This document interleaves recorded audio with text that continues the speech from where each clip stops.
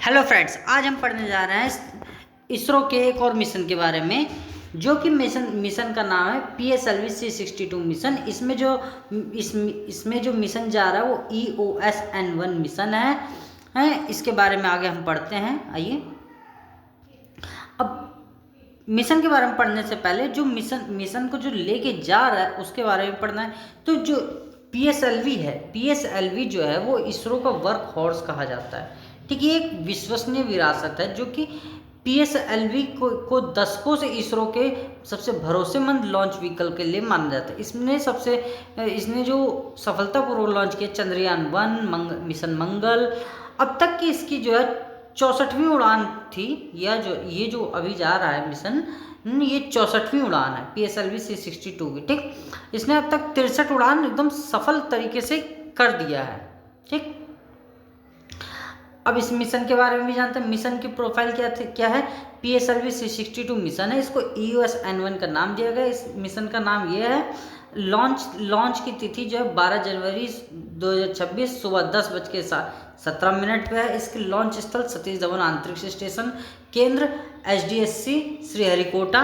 Launch वाहन PSLV-D DL या PSLV का सिद्ध संस्करण है। इसकी प्रकृति क्या है? न्यू स्पेस इंडिया लिमिटेड द्वारा प्रबंधित एवं एक वाणिज्यिक मिशन है। ठीक, नेक्स्ट, अब हम ये जो PSLV है जिसको लेके जा रहा है, EOS-N1 को जो लेके जा रहा है, ये एक पेलोड है जो कि DRDO का प्रभारी, इसको हम अन्वेषा भी नाम दिए हैं। क्या नाम दिए हैं? इसको अन्वेषा भी नाम दिया है। ये हमारे पास है। इसका जो ये एमर्जिंग सेंसर है, ये सोलर पैनल है, ये एमर्जिंग लेंस है, ये भी लेंस है। ठीक, इसमें इसके जो ग्राहक हैं, क्लाइंट रक्षा अनुसंधान और विकसित संगठन मतलब कि DRDO है। इसका उपग्रह का प्रकार जो है पृथ्वी का अवलोकन करना है, मतलब कि ये एक अर्थ ऑब्जर्वेशन सैटेलाइट है। इसका जो नाम रखा गया है, ये अन्वेषा नाम रखा गया है। इसका जो उद्देश्य भारत की रक्षा संबंधी निगरानी क्षमताओं को मजबूत करना और महत्वपूर्ण राष्ट्रीय डेटा का प्रदान करना है। ठीक, अब इसके कुछ प्रमुख कार्य भी हैं। इसकी क्षमता क्या क्या है? तो EOS-N1 की जो क्षमताएं हैं वो आकाश से भारत की आंख, मतलब इसको भारत की आंख भी कहा जा सकता है क्योंकि भारत की आंख है। अब यहाँ ये ऊपर रह के भारत के कृषि हुआ, वन संसाधन हुआ, या जल संसाधन हुआ, या सुरक्षा और निगरानी, ये आपदा प्रबंधन हुआ, सब चीज़ पे नज़र रखेगा। ठीक, मतलब जैसे कृषि में क्या हुआ कि मान लो फसल अच्छी हो रही है कि नहीं हो रही है, वहाँ पे किस टाइप की फसल हो रही है, ये सब चीज़ करने में आसानी होगी। वन संसाधन आजकल देख ही रहे हैं कि मिनरल्स, रेयर अर्थ मटेरियल्स के सब होड़ लगी हुई है। जल संसाधन मतलब बहुत, वाटर रिसोर्सेज भी बहुत है। डिजास्टर मैनेजमेंट, कहीं आपदा आ रही, कहीं कहाँ पे क्या होने वाला है क्या नहीं होने वाला, उन सब चीज़ की ये निगरानी रखेगा। मतलब हमें पहले से ही पता चल जाएगा जो भी चीज़ होने वाला है। पृथ्वी की सतह उन्नत हाइड्रोस्पेक्ट्रल इमेजिंग बहुत सटीक तस्वीरें लेने में सक्षम है। इसका जो लक्ष्य कक्षा है, ये सूर्य तुल्यकालिक कक्षा है, मतलब कि सन सिंक्रोनस ऑर्बिट में जाना है इसको। ठीक, अब इसके साथ जो है ये एक साझा उड़ान है, मतलब जा तो रहा है ये EOS-N1 तो जा रहा है, लेकिन इसके साथ साथ जो है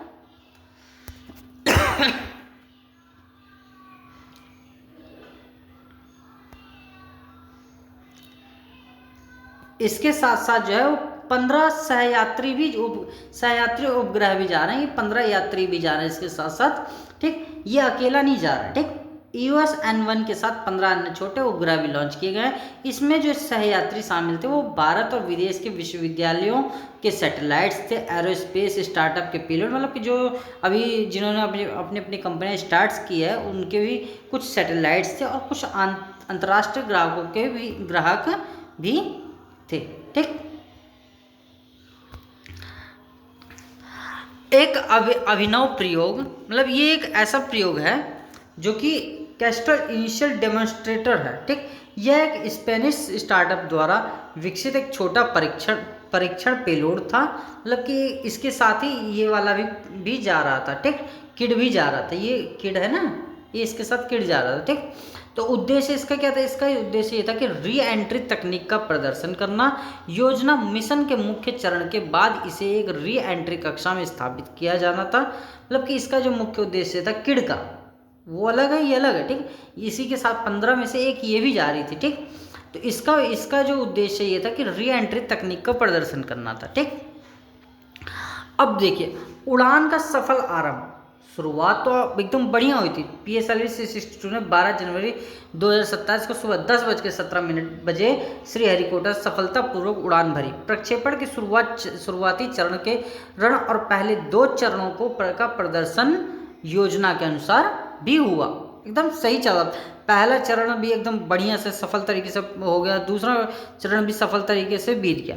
मगर अब तीसरे चरण में जब होता है तो तीसरे चरण में एक विसंगति हो जाती है, तीसरे चरण में एक दिक्कत आ जाती है, जो कि एक विचलन देखा जाता है। उसके बाद यह जैसे इसको अपने ऑर्बिट में जाना था, तो ये अपने जो इसका जो पाथ था उस पाथ से भटक के ये दूसरी जगह चल जाती है। अभी इसका कुछ पता नहीं है, ठीक। अभी इसरो ने कोई जानकारी हालिया तरीके में नहीं दी है।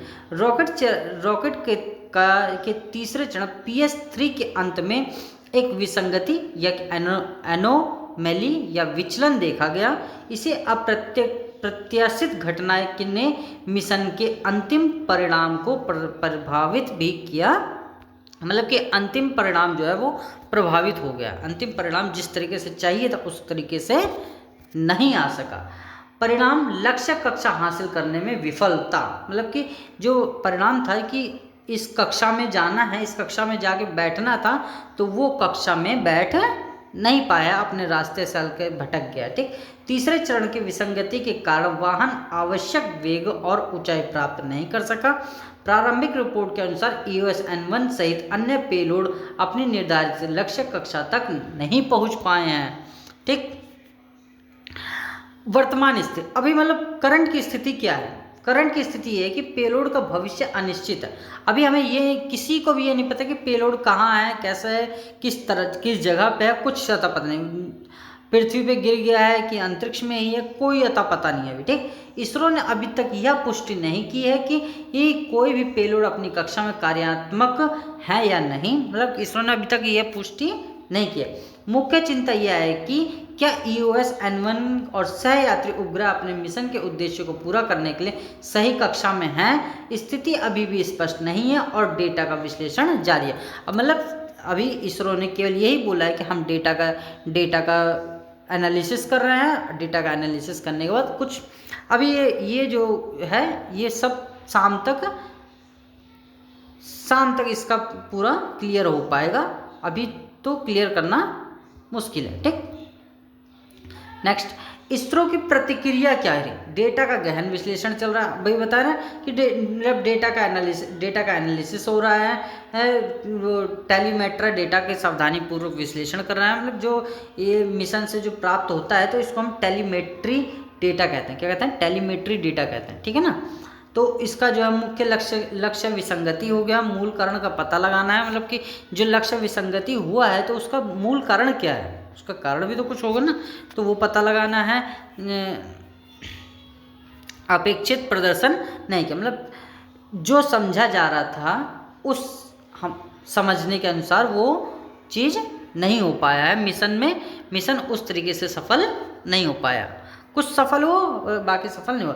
संदर्भ में एक घटना PSLV की गौरवशाली यात्रा भी है।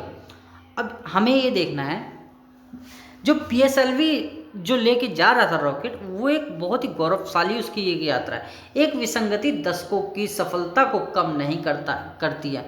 कुल मतलब इसकी जो कुल उड़ान है वो 64 है और सफल मिशन 63 है। मतलब कि 63 उड़ानें इसने एकदम सफल किया और एक उड़ान जो है वो मतलब वो भी एकदम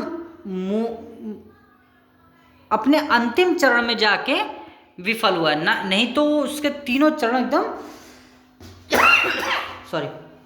एकदम सही हुआ है। PSLV भारत की अंतरिक्ष महत्वाकांक्षा का एक सिद्ध और विश्वसनीय आधार बना हुआ है। अब इसकी जो दृष्टिकोण है अंतरिक्ष अन्वेषण में दृढ़ता और भविष्य, अंतरिक्ष अन्वेषण एक चुनौतीपूर्ण क्षेत्र है जिसमें अंतरिम अंतर्निहित जोखिम होते हैं। मतलब कि इसमें जोखिम बहुत होता है। अंतरिक्ष के कोई भी मिशन हो उसमें जोखिम होता ही होता है। 100% आप सब सोचो कि हमने 100% अपना दे दिया, लेकिन तब भी कहीं ना कहीं त्रुटि हो ही जाएगी। हम हर मिशन चाहे सफल हो या नहीं सीखने और सुधार करने में का एक अवसर प्रदान करता है।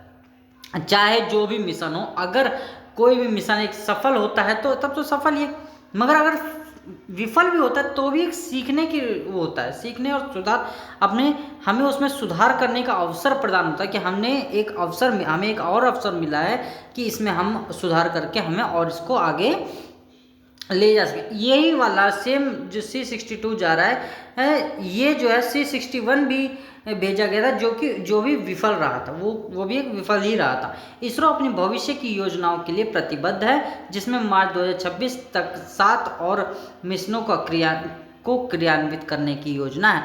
अभी इसरो रुकेगा नहीं, इसरो 7 मिशन और भेजने के लिए बैठा